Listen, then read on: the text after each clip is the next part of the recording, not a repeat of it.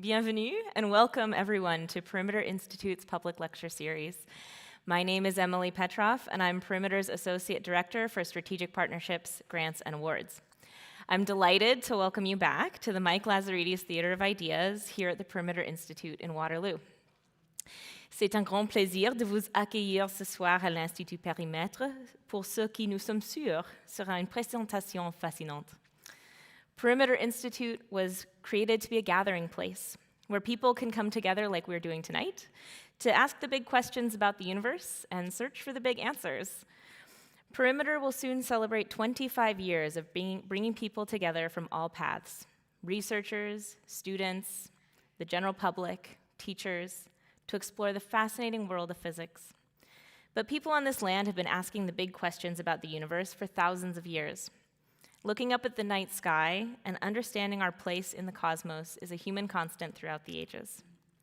We acknowledge that Perimeter Institute is situated on the traditional territory of the Anishinaabe, Haudenosaunee, and Neutral peoples, and is located on the Haldeman Tract, the tract granted by the British to the Six Nations of the Grand River and the Mississaugas of the Credit First Nation. Nous saluons et remercions les divers peuples qui nous ont précédés et nous nous engageons à agir de manière responsable et collaborative pour faire avancer la quête de savoir pour le bien de tous. Et nous remercions les Anishinaabe, les Haudenosaunee et les Neutres pour leur accueil. For those watching the live webcast, please join the conversation online. We are at Perimeter on Twitter or X. And if you have a question for our speaker, you can ask it with the hashtag PILive. This week, Perimeter Institute has been hosting a fascinating workshop called Dark Matter First Light, which brings together experts to discuss the ways that dark matter impacts the formation and evolution of stars and galaxies. This workshop, which concluded today, focused on the new observational programs and techniques coming online and new modeling tools that may enable a better understanding of the mysterious matter you'll hear more about tonight. And now, it is my great pleasure to introduce one of those workshop attendees and our speaker for tonight. Theoretical physicist Flip Tanedo is an associate professor at the University of California Riverside, and his research seeks to determine the fundamental physics of dark matter. He's a 2021 Career Award winner from the U.S. National Science Foundation and a 2020 Hellman Fellow. He has appeared in popular media on shows like Nova and Science Friday.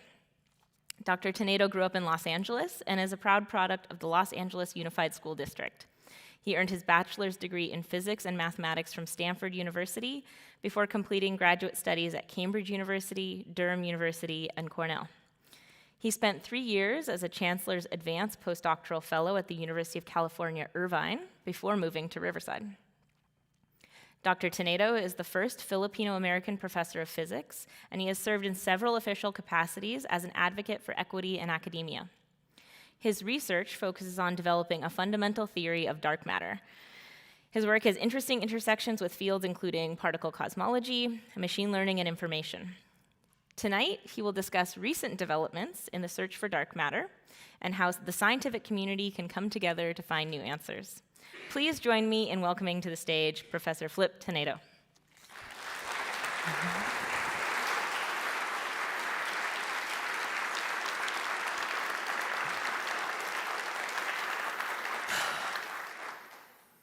Good evening, everybody.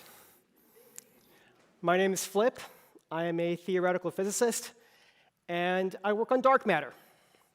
So, quick show of hands, how many people have heard of dark matter? Good, good, good, good. How many people here know what dark matter is? Now, one hand up. So, we're all in good company. We are all in the same tribe. Very good. We're all in the same boat. All right, so let's get started. Here is my very best attempt at a completely realistic picture of dark matter. It's completely invisible. Okay, so that's not very interesting. If you'll permit me a little bit of artistic license. Here is astronomers love to false color their photos. Here's a false color illustration of dark matter. And I've even done the extra work of sketching where we are. This is the Milky Way. and we were sitting in this bubble of dark matter, this big blue bubble of dark matter. And if we were to zoom out, again in this artistic rendition, we would notice that our bubble of dark matter is actually sitting in a cluster of bubbles of dark matter. And I didn't draw it here, but if you looked into each of these bubbles, most of them also happen to have galaxies sitting there. That's interesting. And David Foster Wallace had a story once where there were two fish who meet in the ocean. And the first fish says, "Isn't it great that we have water?" And the second fish says, "What the hell is water?" And this is where we are as a scientific community thinking about dark matter. What we know is that we are little fish living in oceans of dark matter. There are bubbles in a cluster of other bubbles of dark matter. And there is so much that we do not know, but we know that that much is true. And this is our cosmic mystery. So like all mysteries, there's a who, what, when, where, why, and how. And we won't quite go through them in this order. This is a piece of art. It's an installation at the Los Angeles County Museum of Art. And in this dark matter business, we have a phrase that we overuse. And the phrase is looking under lampposts. Looking in the dark under lampposts, looking for truth, finding some angle to learn about this mysterious thing that we're in. So this is going to be our guidepost. These are my attempts at lampposts for understanding not just what is the puzzle, but how is it that me, a theoretical physicist, which you might already think, and my colleagues do think, what can you possibly do if you don't have a lab, am tasked with understanding a substance that surrounds us that we can neither see, nor touch, nor smell, nor taste, nor anything else, to the best of our knowledge, and then somehow do science on this. It's a bit of a tall order, isn't it? So let's start with what. And in fact, what I need from you today is to start with the assumption that dark matter exists. And there's one thing that we know pretty well, which is roughly how much there is, right? Of all this matter, all the stuff in the universe, all the things you would call chunky matter-like things, we are about 15%, and most of the rest of it is dark matter. Are we okay with that? We're all on board? Anybody skeptical? Any physics students in the room? Any science students in the room? Very good. And I will speak for you. You are all feeling very uncomfortable right now. You do not like someone sitting here telling you there's this invisible thing that surrounds the universe and it's real. I just need you to believe me.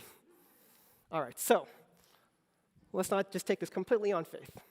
There is evidence for the existence of something more, something that we do not understand, for these bubbles of dark matter that we live in. And the evidence comes from the sky. When we look at the motion of stars in galaxies, when we look at motions of clusters of galaxies that happen to be pancaking towards each other in the distant sky. And when we look at the photons from the cosmic microwave backgrounds, the very first photons from 13 billion years ago reaching our telescopes today, each of these probes give indelible evidence that there is stuff that is clumped up that cannot be explained by protons, neutrons, and electrons and their cousins. Everybody convinced now? Are we all on board?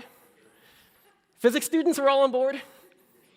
Okay, so one of the organizers for the conference that I've just come from is Katie Mack, who is sitting here in the audience. She's a faculty member here at PI. You've heard of her? And I had the special joy of attending one of Katie's colloquia at the Aspen Center for Physics a few years ago. And Katie gave us a fantastic talk, which I am summarizing in this board, which you cannot read, deliberately so, because I don't want to give that talk. I am not qualified to give that talk. But here are 12 pieces of evidence that Katie has organized for why we are so sure that dark matter exists. Now, you might be able to read the titles. What is important here is that there are many reasons. What is important here is that they're complementary. And so it's not just that you see a few stars. It's not just that you see a galaxy cluster. It's not just that you observe this cosmic microwave background. That's like saying if it walks like a duck and talks like a duck, it's probably a duck and therefore dark matter. What all of these different pieces of evidence are telling you, taken at different length scales, at different times in the cosmic history, is not only that it walks like a duck, it talks like a duck, it's got feathers, a beak, it has duck DNA, and it tastes great with hoisin sauce. So that doesn't mean that it is definitely dark matter. Like this guy on stage is saying it's dark matter. But what that does mean is if it is not dark matter, something really strange is going on. The most conservative thing we can say is that all of these different pieces of evidence are pointing to something that looks like stuff, matter, that is not the stuff that we are used to. So that's where we are. It would be amazing if it weren't dark matter. Something way more exciting is happening. So the other thing that you might notice, all of this evidence is coming from the sky, astronomy and cosmology. There is no problem with inferring that dark matter exists from astronomy and cosmology. I am a theoretical particle physicist. The problem is in my tribe. The problem is, what is this dark matter? So let me jump to a very different type of question. When is dark matter? When? Why is it that we're studying dark matter now? And this is where the apology of my talk comes in. So let me give you a very biased, it's almost true. Anybody here who's a specialist will know this is not quite true, but this is morally true.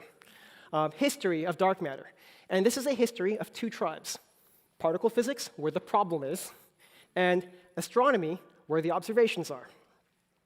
And this goes all the way back, at least until Oort and Zwicky, this is Fritz Zwicky, who observed in their early telescopes that the motion of galaxy clusters didn't quite match what they expected from the calculations that they made.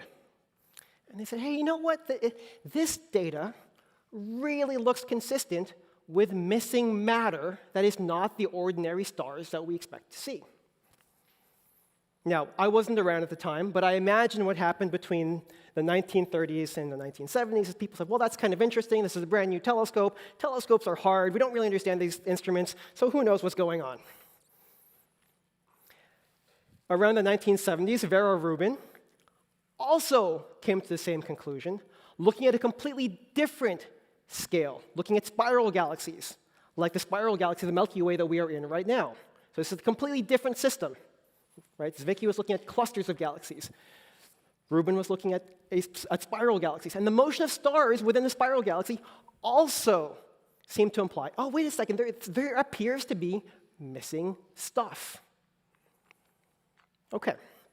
Now, I imagine in the 1970s, if you were a particle physicist, a fundamental physicist, whatever that means, and you just happened to be sitting there in your office, sitting on your thumbs, not knowing what was going on, you had nothing better to do in your life, then you would have dropped everything and thought about this problem. This would be the problem to solve. It just so happens that in this other tribe, and usually the astronomy and the physics floors, there are different floors in the building, so it really feels like a different tribe. In this other tribe, something else was going on. Around this period of time, particle physics, which was a new field, were building new toys, these colliders, where they're smashing together protons and elements and producing all sorts of new and unexpected particles. And it was a puzzle. Why are we getting all of these particles? Where are they coming? Are they inside the atom? What does that mean? And I will arbitrarily pick a period in the 1970s. So my high mark will be the Nobel Prize for what's called the electroweak theory.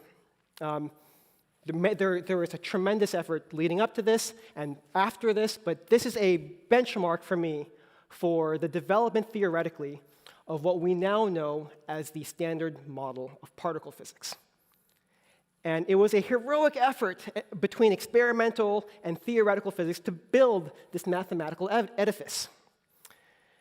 And there was one puzzle which had obsessed the community, rightfully so, and that puzzle had to do with the reason why we built the Large Hadron Collider, and that thing is called the Higgs boson. So how many people here have heard of the Higgs boson? I suspected as much. A crowd that comes to Perimeter Institute in the snow outside. So the story then, the apology then, is if we have known about missing matter for almost 100 years, why is it that we're talking about dark matter and the theoretical progress in dark matter in the 2010s, 2020s with fresh new eyes? So, let me continue this biased history. Let's go back to my tribe, particle physics. This edifice that we built up, the standard model, if you ask me, the standard model looks like this. And if you wanted to be fancy and if you visited CERN, you can buy a mug like this, which is roughly the mathematics behind this ugly thing. This ugly thing is a table. And it's a bit strange, but we've seen tables before. Some of us have taken chemistry. Those of us who did poorly in chemistry went on to do physics. But in chemistry, you have the periodic table, right? Anybody here a chemist before I say a few chemists? Now, the periodic table, I'm going to guess not even chemists say, I love the periodic table. The periodic table is so great because I can look up any atomic number and learn the mass and blah, blah, blah, blah, blah. I think that's a fair statement. But the periodic table is fantastic. And it's not fantastic because of the data that is inside it.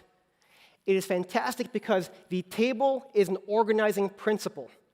If you have a box on the table, you know there's an atomic number, there's some number of protons, some number of neutrons, da-da-da-da-da. You know if there's something missing. And this is a mathematical picture of what we call the standard model of particle physics. The periodic table is beautiful because as physicists, we understand that the periodic table reflects a deep mathematical organizing principle, and that is quantum mechanics applied to atoms. So this is what third and fourth year physics students do in their quantum mechanics courses. And this thing, this mess of a table, is beautiful, not because there are these weird, funny symbols and they look kind of alien, but because this also reflects an organizing principle. And this organizing principle lives within a generalization of quantum mechanics called quantum field theory. And what this table is, each row is a class of particle, or a quantum field if you want to be fancy. These are their funny names. Each row, 1/2 means these are matter particles. If it's not 1/2, it's a force particle. We'll get to the H in a bit. And each of these columns is one of the 3 fundamental forces of particle physics, so gravity is not included here. And each of these funny symbols is a mathematical description of how those particles interact under these fundamental forces. So if you have new particles, the new particles should have something called spin, which tells you if it's matter or a force particle, and some numbers over here, or some symbols over here. And the one thing that was missing from the standard model of the 1970s was something related to the Higgs boson. It was this question that if we didn't have this last row, something funny happened to our equations when we calculated the likelihood for 2 particles smashed together.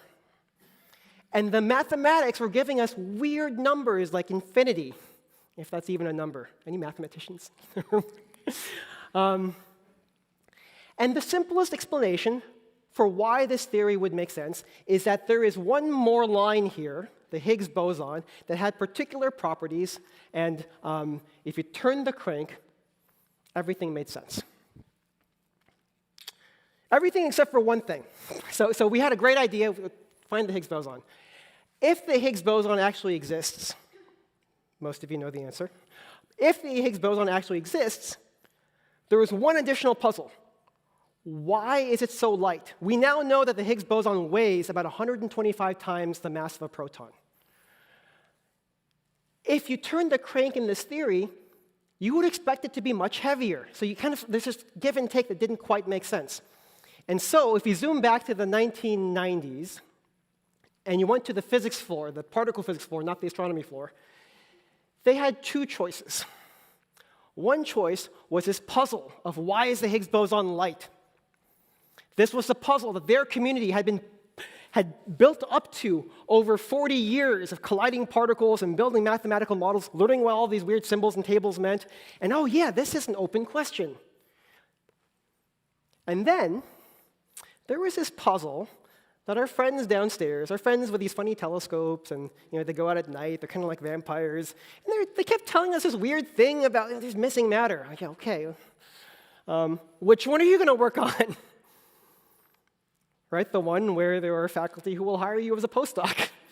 So this was the most important question. And now I'm going to lead us down to the story of an opinionated, mostly correct story of the weakly interacting massive particle, the WIMP. And this dominated our idea of what dark matter ought to be.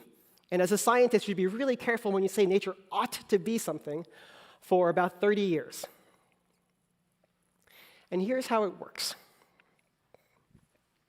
So you have this big problem, this big, deep problem. Why is the Higgs boson light? You do the calculations, it doesn't seem to make sense.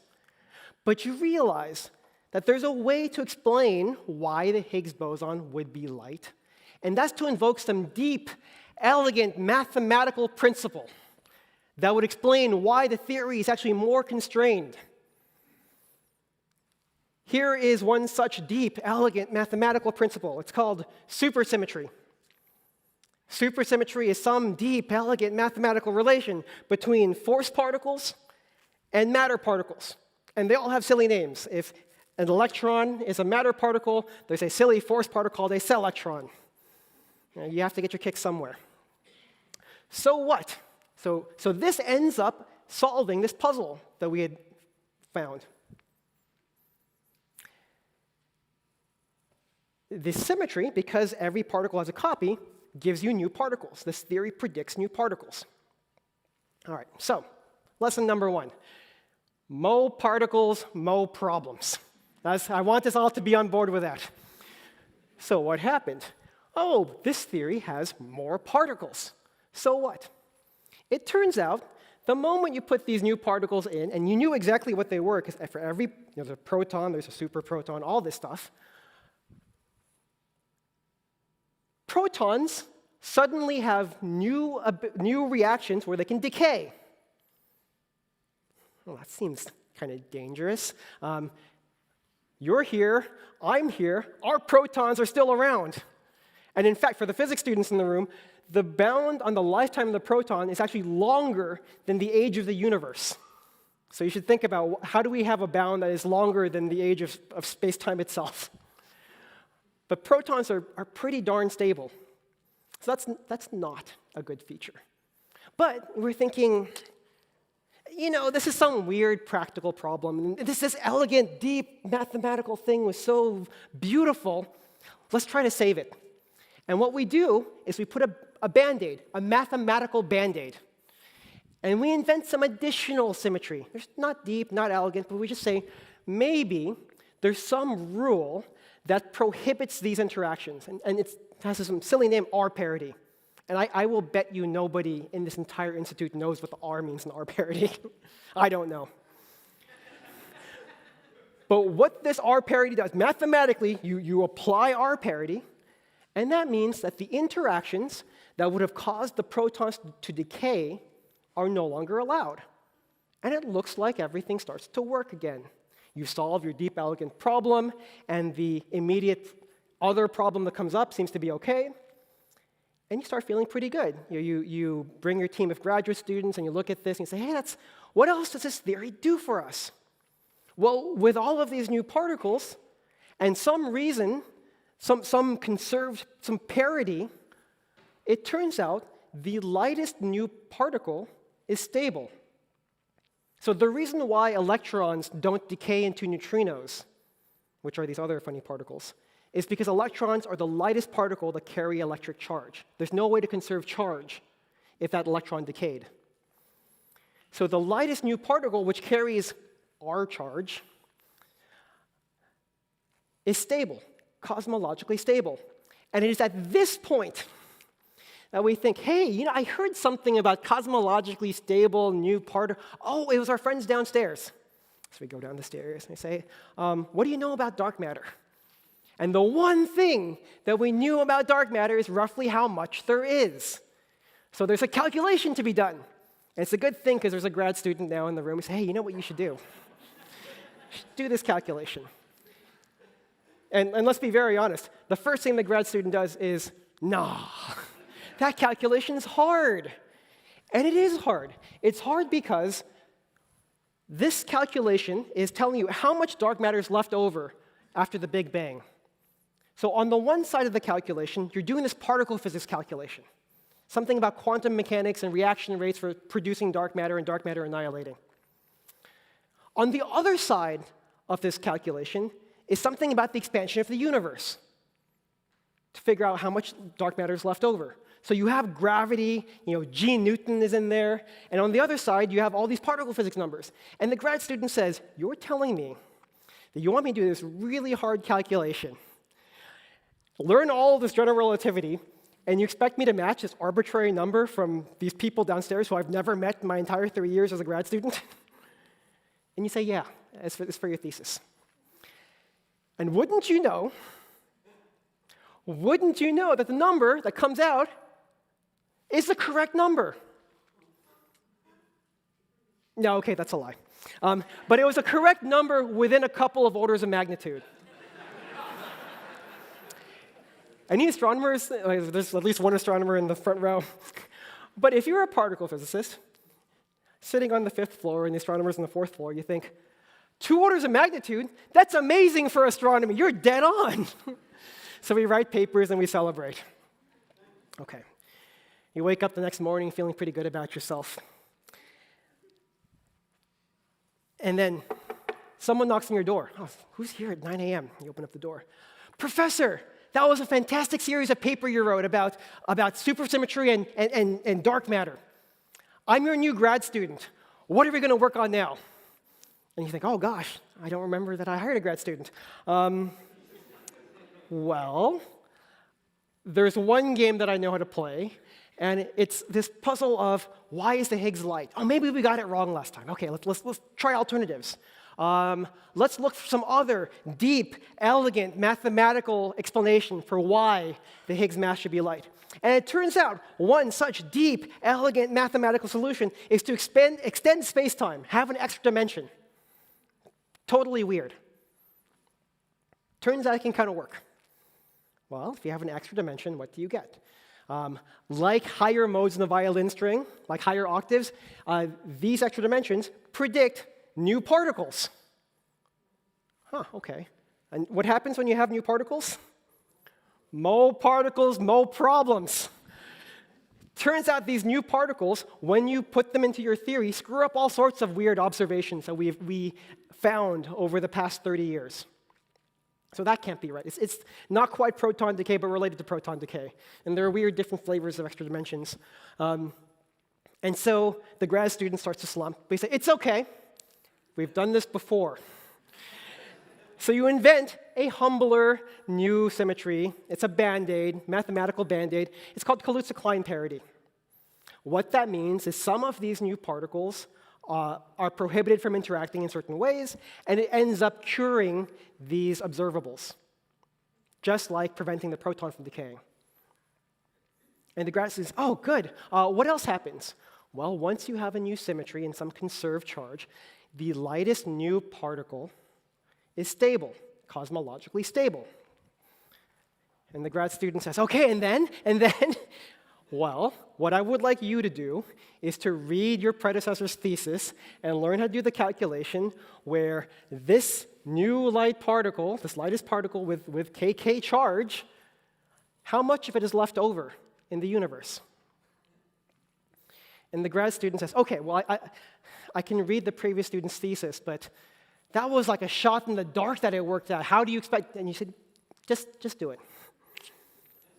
And while the grad student is going through this calculation, you look at this chart and you realize the new particles that you get, you know a lot about these new particles. You know a lot about them because they inherit their properties from the Higgs and all of the Higgs' cousins. Why?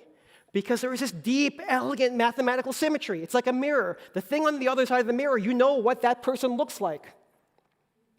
And so, when the grad student comes back and says, would you believe? You'd say, yeah, it probably works out, doesn't it? And you're starting to realize it's not a coincidence. The details of the calculation change, but the numbers that go in are all basically the same scale numbers. The grad student goes off to celebrate, and you buy a bottle of champagne for their dissertation. Next morning, Professor, oh my gosh, I love this series of papers that you're doing. What's my first project? I'm your brand new grad student. And you think, holy moly, this Large Hadron Collider has better turn on soon because I am running dry. But you think, well, why is the Higgs light? Let's think of a new reason. Maybe there's substructure. Maybe the Higgs is not a fundamental particle, but there are some subprotons and subneutrons that come together to form the Higgs. Oh, okay, so what does that mean? Well, if you have like subprotons and subneutrons and you have sub-other particles, great. Is that okay? No, probably not, because you have all these observables that we have seen, and these new particles screw it all up. Oh, should I be sad? It's okay. We can apply a Band-Aid. This one's called T-parity. I'm pretty sure, actually, people at Perimeter might know what T means, and I should ask. What does it do? Well, it solves this problem, and it means that the lightest new particle is cosmologically stable, and then you tell the grad student, go and do the calculation. I'm pretty sure it's going to work out. Right? It almost has to. The details of this calculation, even though it's on the one side it's all particle physics, on the other side it's all general relativity, the fact that they're all the same essential properties, the same essential mass scales, the same essential fundamental couplings, even though the details change, if you're within a couple of orders of magnitude, it's going to land in that window. And it does. And as a discipline, you are feeling pretty darn good. Not only was there this puzzle where you needed a Higgs boson, okay, we predict the Higgs boson, but then you anticipated another problem, and you came up with this deep, elegant mathematical solution, not just one, but three. It's got to be one of these. And each one of those predicts new particles that solves the downstairs people's problems. Not only are we doing great in our field, we're solving astronomy's problems. Good for us. Oh, boy. It's a no-lose scenario. You tell your colleagues, we have to build the collider, we have to look for the Higgs, and then we will learn truth. There's something to see. Even if you didn't find the Higgs, that's even better. It's a bigger mystery. So, circa 1990s, this is what the standard model of particle physics looked like to a theoretical particle physicist. And this is what experimental particle physicists look like to a theoretical particle physicist, which, of course, I'm joking. This is how progress happens. And the key point is, when you have this no-lose theorem, that there is a deep, meaningful reason to build this collider because whatever comes out, you will learn truth. You very quickly go from this to this. And then even faster than it took to build this, you go from this to this. So how many people here remember the Nobel Prize for the Higgs boson, 2013? Very good. And then remember the Nobel Prize for the discovery of supersymmetry.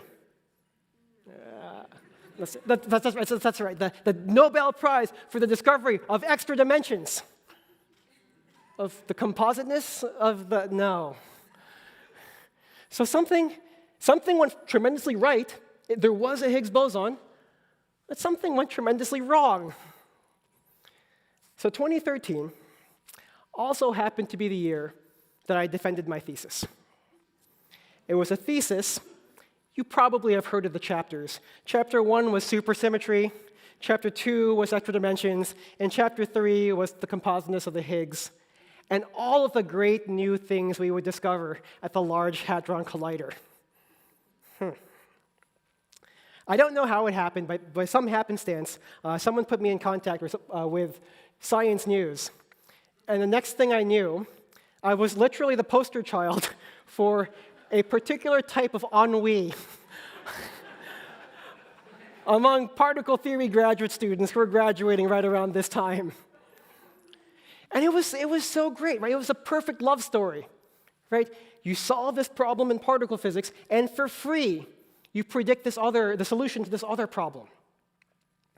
And what this meant was that maybe the love story has a breakup. And like your first love, when it ends, you get a little bit gothy. And that's when I said, you know what, I'm done with the Higgs boson. I am now a dark matter theorist.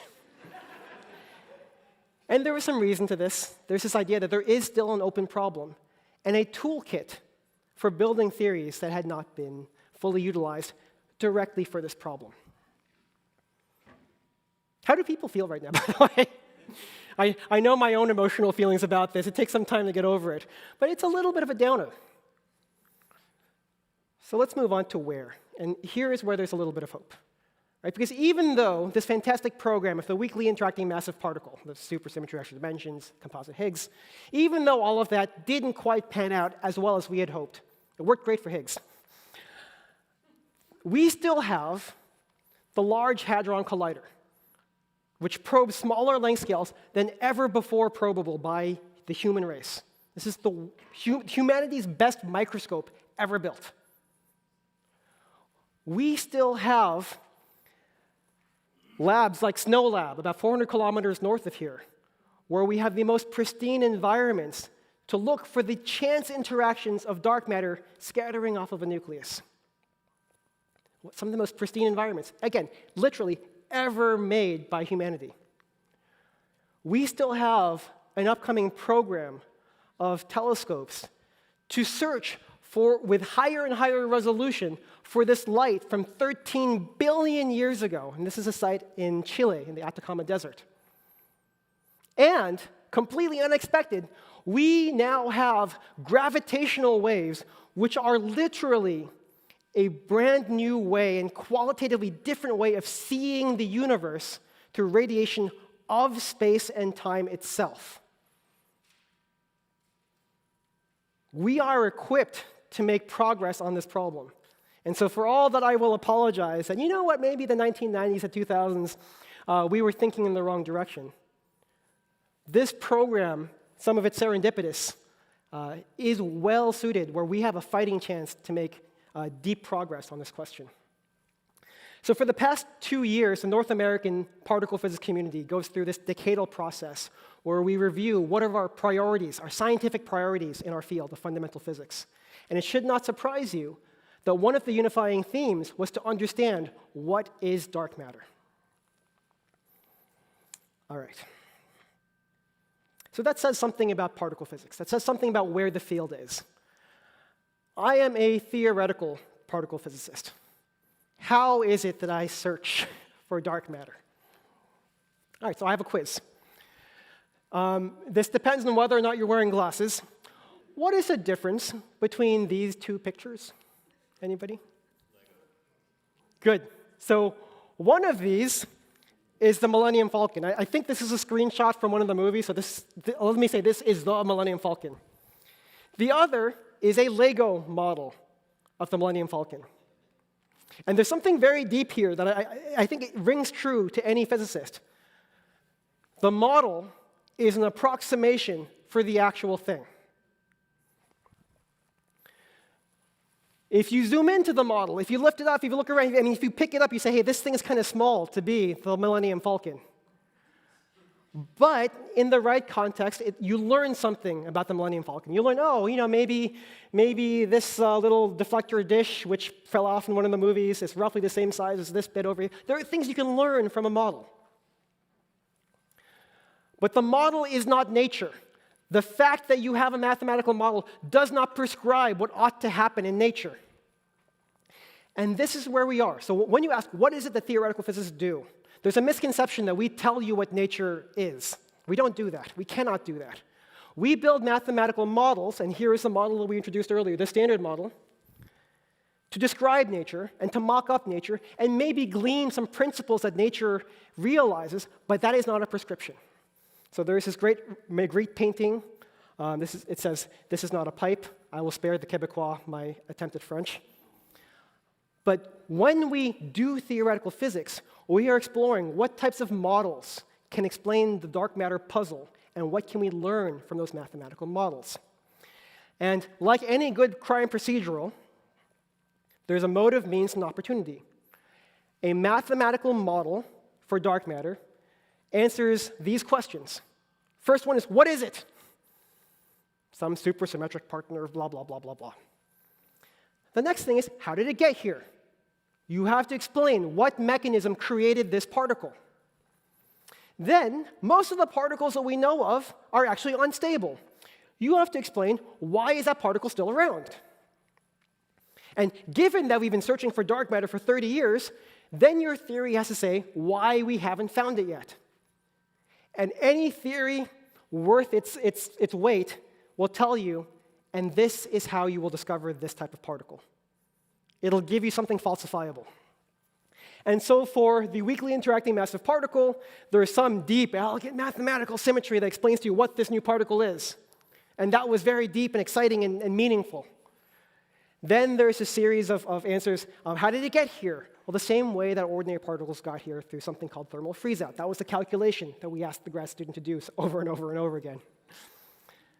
Why is it still here? We have to put that Band-Aid on. Remember, if you put this Band-Aid on, you solve some problems, and for free, you get stable particles. Why isn't it ruled out? Well, for all we know, dark matter might still be a WIMP.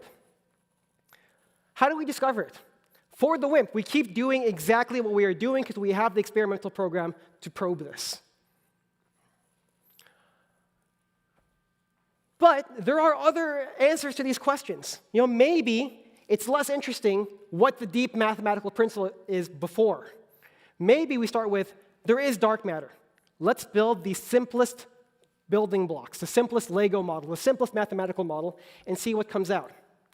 And then, how do you discover it? You start thinking more creatively, right? If there are different answers to how to get here, you have different interactions, which means there are different reasons why it's stable, and you have different ways in which it will manifest itself.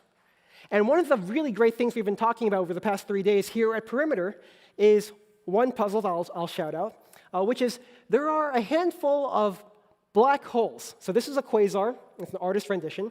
There's a handful of these. These are galaxies far, far away that are powered by a supermassive black hole. And what's the difference between a black hole and a supermassive black hole? The supermassive black hole is so large that our understanding of how black holes form cannot explain how they got so darn large. And the usual story is that first you form stars, and stars form little black holes combine to form big black holes, but that cannot happen fast enough to explain these gigantic black holes. And one of the really cool things that we've been doing, this is a photo taken earlier today, has been puzzling over the ways in which the dark matter, which we know was already in these galaxies because they held the galaxy together, might be contributing to answering this puzzle. And how this puzzle might be the first step in this refined way of looking at this open question of learning something new about dark matter. All right, so this is just a slice of the type of really exciting types of questions that we've been thinking about. Now, I want to change gears here and answer the who. So who gets to do this thing? Who gets the privilege of exploring the cosmos using theoretical physics? And there's an analogy that we often use. Dark matter isn't dark, it's invisible. And the analogy has to do with equity and diversity in physics. Right? And it's probably not surprising that such an analogy would come about. There are a few different analogies. And in the same way that dark matter is a puzzle of missing mass that we don't understand what it is or where it came from, there's this missing talent puzzle. Oftentimes, when you walk into a room in a physics department, the people that you see there have a different demographic makeup than the people that you see outside the university. And the analogy here is, why is it that we've discovered all this stuff about atoms? Like, we know all sorts about chemistry, we know about biology. It's because ordinary matter, protons, electrons, neutrons, neutrinos, well, not neutrinos, are charged under electromagnetism. That is the probe that we use to see, smell, taste, hear everything about matter. Dark matter does not seem to have that privilege of being charged. That means our telescopes, our microscopes, all our tools do not automatically work the way that they do for ordinary matter. That doesn't mean that dark matter doesn't exist. That does not mean that the talent doesn't exist. And there's a lot of fantastic books writing about what this is. These are people who are far ahead of their journey in thinking about this puzzle than I am, and I encourage you to take a look if you're interested. But another way in which this is analogous to the puzzle of dark matter is that this is not a puzzle of missing data. Just like Katie's slide, we have many, many reasons to believe that there is a missing mass problem. And there is no shortage of data that across different types of demographic slices, whether it's gender or ethnicity or unseen things like socioeconomic background, belief, political background, all of these things, the demographic inside the ivory tower is different from the demographic outside. So it's not a matter of missing data or orders of magnitude in astronomical observations. Like the puzzle of dark matter, maybe the way that we have been doing things might not be the best way. Maybe there should be new approaches and new theoretical constructions, new frameworks to approach this puzzle. And when we think about this, there's something that oftentimes well-meaning people will say in earnestness. Well, but physics doesn't care about the color of your skin or your race or your gender. Maxwell's equations are indifferent to the human who is creating them, right? It's a reasonable thing to say. But oftentimes, the people who say this at one stage of their career go on, and then there's inevitably some road bump, because we all hit road bumps, and then there are different things that are said. Oh, well, the committee would have selected me if only I had this fancier university on my diploma, if only I had this fancier knick-knack on my CV, or if only I had advanced calculus when I was in high school, I'd be able to do research when I was my first year of college. Or when one's hand is the only brown hand in the classroom, maybe it's a little bit harder to be the one to ask a question. And I mention these because these are sociological human issues, even though the subject itself is indifferent to the humanity. And to be able to do this is a human endeavor. I argue, though, this is still the wrong way of thinking about it. So how many people here saw Oppenheimer? That's a smaller percentage than I expected. So one of the characters in Oppenheimer is Vannevar Bush. This is his character over here. And for those of you who saw the movie, the person he's shaking hands with is the villain. But Vannevar Bush was the architect of what is now known as the National Science Foundation. And this is the report written during wartime where Vannevar Bush advocated for the US to form a funding body to support not applied research, not military research, but research in fundamental science. I will say that the National Science Foundation and its cousin in Canada, NSERC, have been perhaps the greatest forces in fundamental science in the history of mankind. And I do not mean that ironically, this is true. Right? The commitment to fundamental research that these institutions have put forward. I would say that even if I were not currently funded by the National Science Foundation, but I feel like I should mention that. But this is true. And this report is online.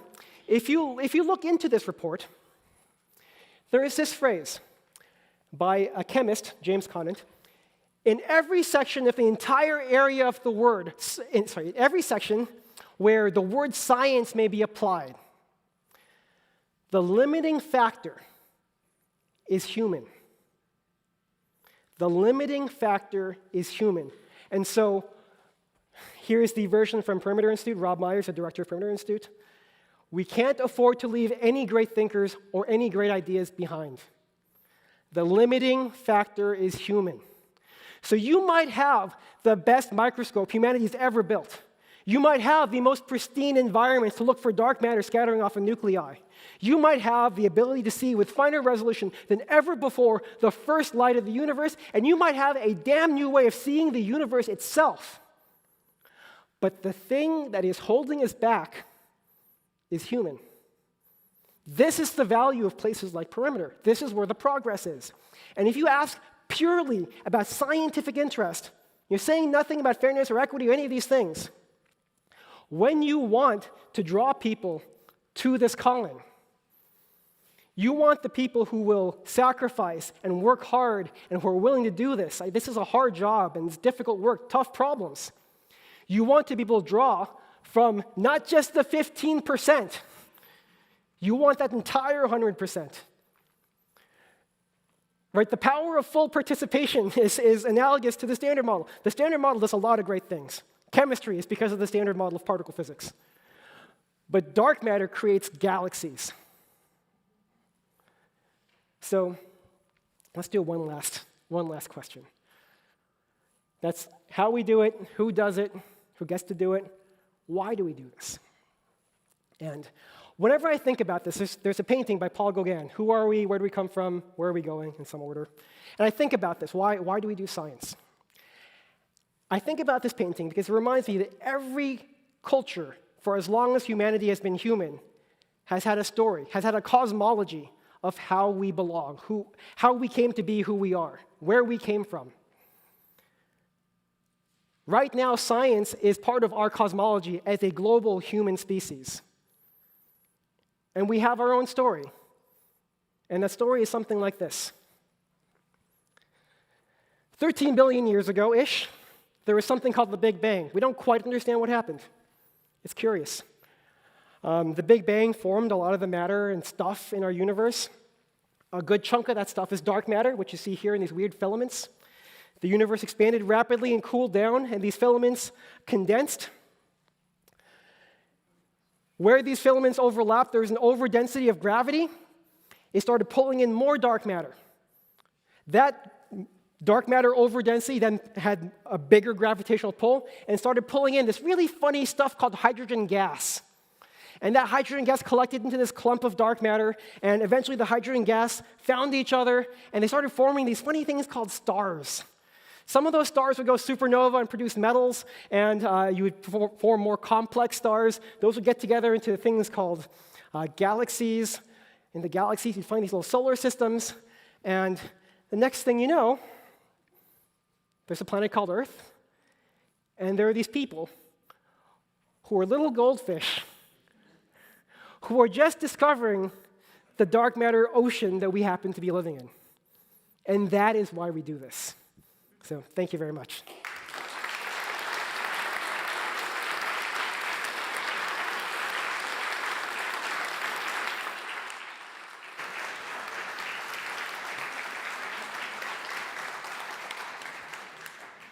Thank you so much. All right, so we have time for questions. So as I said before, there's a microphone there on the stairs. So if you have a question, please make your way to the microphone if you can. I'm more from a philosophy background, and they don't always like our questions. Have you heard of Quines' 2 dogmas and empiricism? No, I'm not familiar with. Sorry, and should you stand up for the microphone? Quines' thesis called the undetermination of theory by experiment. Ah, okay. Do you want me to explain it? Please. So Dehaene had a great influence on Einstein and Mach. He wrote a book on the nature of physics in 1908, I believe. And what he was claiming that every theory involves theses that can never be reduced together. So it kind of confirms what you're saying. So let's say a theory how a telescope works is part of your structure, but the theory of light of how that new telescope works, is part of the theory. So you can never go to groundwork. He actually criticized Karl Popper, who thought that everything had to be verifiable, and he said, no, you can never do that. And he thought even basic ideas of physics like motion and stuff like that, we always have to have a point of reference. But everything in the universe is moving, so how do you have a point of reference for all the motions of the universe? So that's the basic thesis. So that's called the Dehaene-Quine thesis, and it's one of the most important things in 20th century philosophy and it's called Two Dogmas of Empiricism. What Quine was saying about the dogmas of empiricism is that we have a way Kant had the idea of the way we think of the world and the way the world is, and he created this idea of the thing of itself. And Quine attacks that idea and says it's a false idea because how we perceive things is then changed.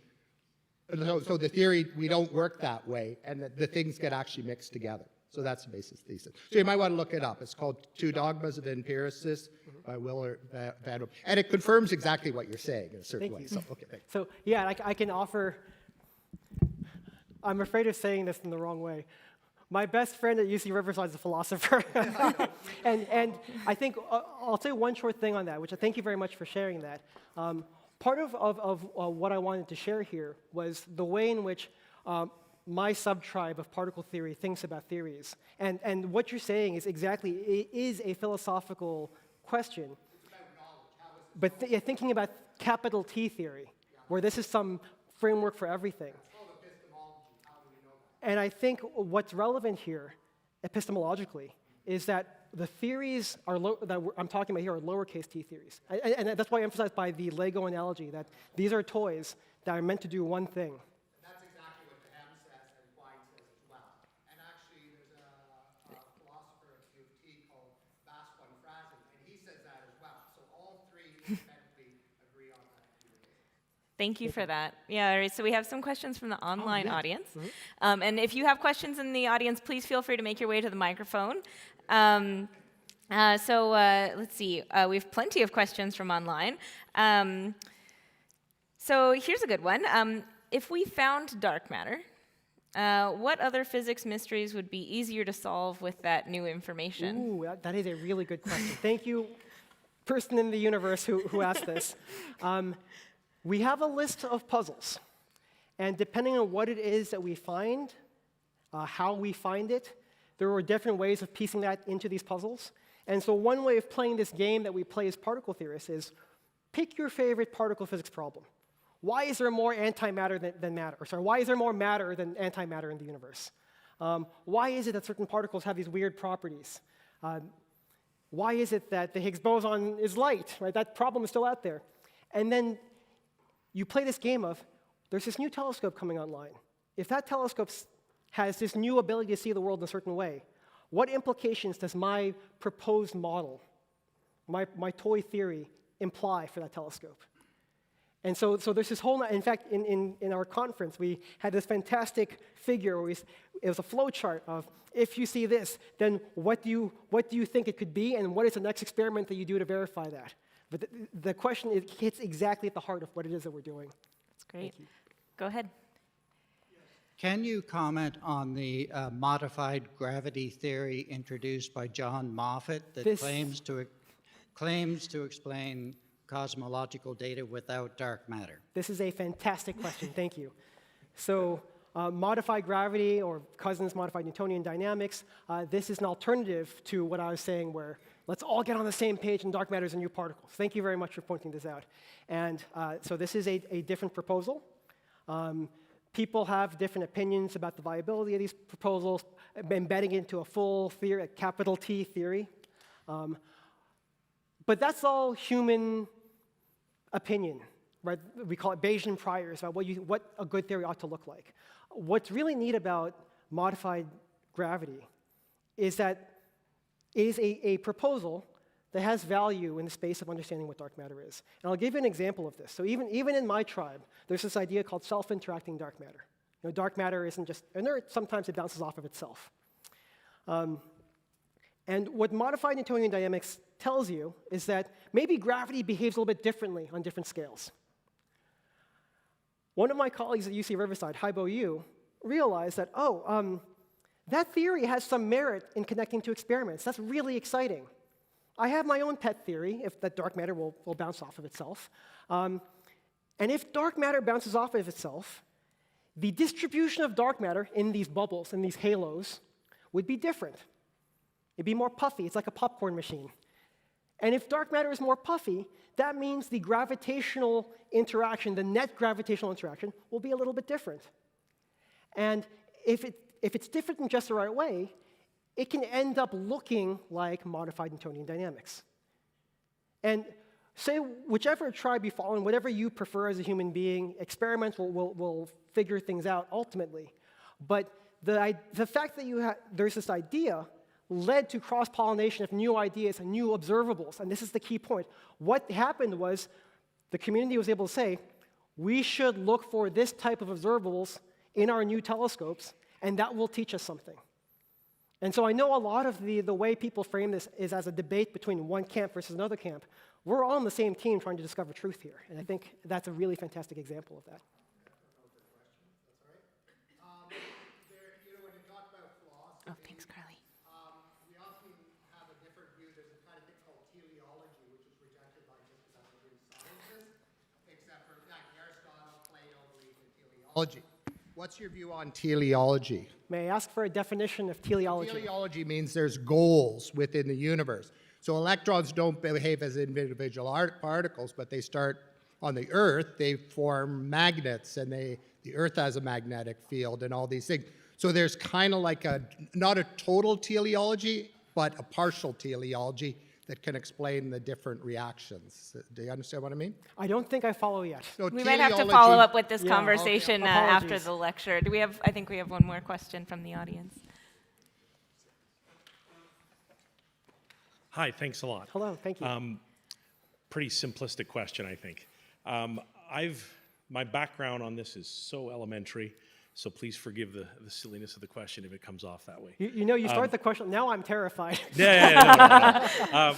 The idea that dark matter, the candidate for dark matter that you're discussing is a massive particle. The fact that there's like 85%, et cetera, like instead of it being a few massive particles, what about a whole lot of really light particles? Very good. And is that still in the running? Very good. That is not a simple question. That is a deep and insightful question. And that's a question that we ask ourselves over and over again. Good. The mass range for plausible dark matter candidates, which again, plausible is something that human beings make up, is actually incredibly wide. On the one end, you could have gigantic 10 to the 30 solar mass black holes. On the other end, you can have things which one would barely call a particle, quantum mechanically. What I will offer here, instead of just saying, it could be anything, what I will offer here is, okay, what do we know about dark matter? The puzzle exists. We also know roughly how much there is. And there's one other thing that I hadn't yet told you. We also know, in fact, the way to say this, dark matter is cool. And not just in the hip way, but it's cool in that it is cold. It's non-relativistic. Today, dark matter isn't traveling very fast. And we know that because it had to form these bubbles, these halos, that were needed to collect the hydrogen to form stars, to form everything. So the limits on can dark matter be a bunch of light things rather than a few heavy things is actually set by if they're very light, are they also moving very fast? And if they're moving too fast, you can't do it. So it's a very deep question, and you actually have the exactly right intuition that you can have a bunch of heavy things, or sorry, a bunch of light things, which would be equivalent gravitationally to a few heavy things. So yeah, thank you. All right.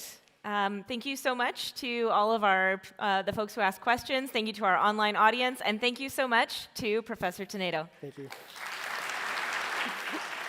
gonna be long.